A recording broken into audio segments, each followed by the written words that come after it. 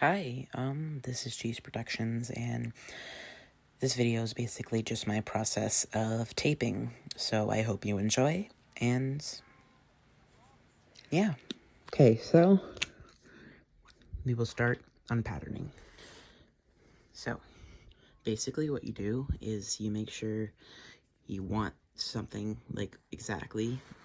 So if you're going off a ref sheet, then look it over.